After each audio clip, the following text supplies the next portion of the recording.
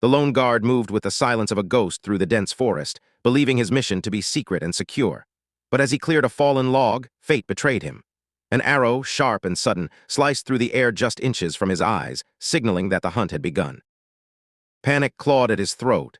He realized he was not alone in the shadows. With the precision of a trained killer, he sought the nearest cover, his heart hammering against his ribs as he prepared to face the pursuers who had silently tracked him through the night. A lethal dance erupted in the forest. The hidden guard unleashed his hidden weapons, spiraling blades that sang through the air. Yet his enemies moved with unnatural grace, evading every strike with impossible, fluid motions that spoke of elite, specialized training. Then the tide turned. A sudden, cruel force pinned his arm to the bark, the arrow slicing deep between the bones.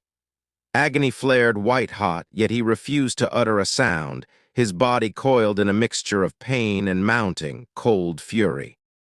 He wouldn't break. With a shuddering breath, he grasped the broken shaft and ripped it free, the splintered wood causing further torment. He was cornered, injured, and outnumbered, but he stood ready to drag his enemies into the abyss with him. The final clash was a blur of steel and shadows. He fought with the desperation of a trapped animal, his moves honed to perfection through years of brutal discipline, matching his enemies blow for blow in the suffocating silence of the night. But they were stronger. Using a technique that felt like sorcery, they turned his own momentum against him, guiding his blade to pierce his own side.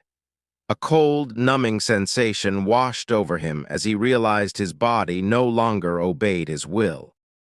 Before he could succumb to his hidden poison, they struck, a brutal combination of blows that made his body reject the lethal toxin. They moved with terrifying efficiency, stripping him of his weapons and his pride in seconds.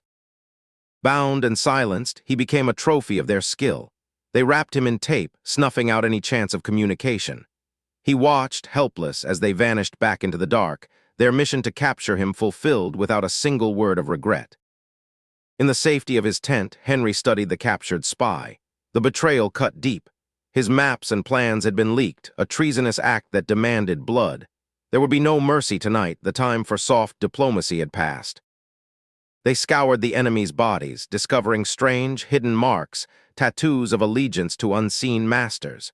These were the keys to unraveling the web of traitors within his own camp. Every scrap of skin was a clue, a path to those who dared to defy him. The commanders were summoned.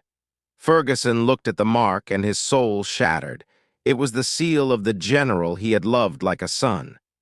The air in the tent grew heavy with the suffocating scent of betrayal and long-nursed hatred. Chaos erupted at 3 a.m. Jameson, a general once trusted, found his own sanctuary invaded by the very shadows he had nurtured. A dagger slashed through his tent, missing his head by inches, signaling the end of his secret game. He fought his way out, kicking his attacker into the moonlight. But as he emerged, his blood turned to ice. He was not just facing an assassin, he was surrounded by the commander and his entire legion. The trap had closed tight. Ferguson did not look for excuses. He looked only for justice. Before the gathered armies, he exposed the treason. Jameson stood naked before the truth, his ambition and jealousy laid bare for all to witness. The final blow was swift. Jameson's head fell, a brutal, necessary lesson to all who would consider betraying the crown. Silence followed, a heavy, suffocating blanket over the camp, as the cost of treason was paid in blood. Far from the war in Baymard, Mosby clutched a newspaper in despair. Years of hardship and regret on foreign shores weighed on him. He had sought greatness abroad, only to return to a home that had transformed into a paradise in his absence. He watched as the massive buses rolled in, his mouth agape at the impossible speed and design of the machines.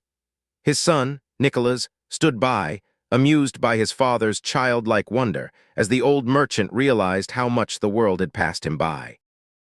The journey to the capital was a revelation. Every detail, from the soft seats to the pamphlets on safety and tourism, whispered of a new, advanced civilization. He was safe, he was comfortable, and he was finally heading home. As the bus breached the capital walls, Mosby felt like he had crossed into a realm of gods. The construction, the efficiency, it defied every law he knew of the medieval world. He was a man out of time, witnessing the future. The calm before the storm. Landon watched the horizon, his fleet entering Tartarian waters.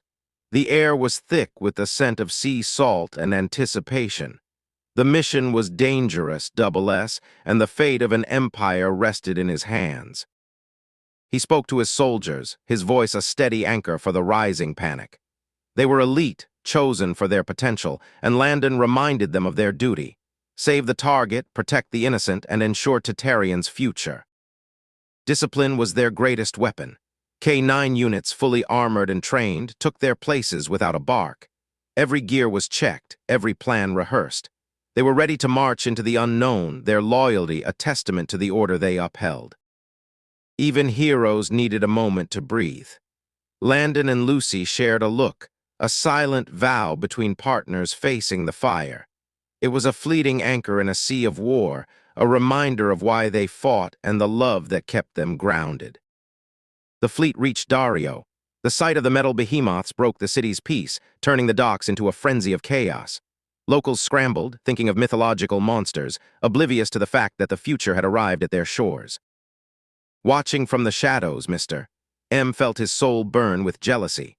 The ships were a masterpiece of power and engineering. He did not care for diplomacy, he only saw his own rise to glory and the wealth that could be plundered. City Lord Zeno faced the stranger with defensive steel. But when Landon stepped from the vehicle, the air changed. A secret document, a whisper of the Crown Prince, the defensive stance of the locals wavered, replaced by curiosity and caution. They left the city as quickly as they had arrived, disappearing into the winding hills toward the capital. The seed of doubt and greed was planted, the hunt had begun, and the fate of Tartarian had irrevocably shifted beneath the wheels of their metal machines.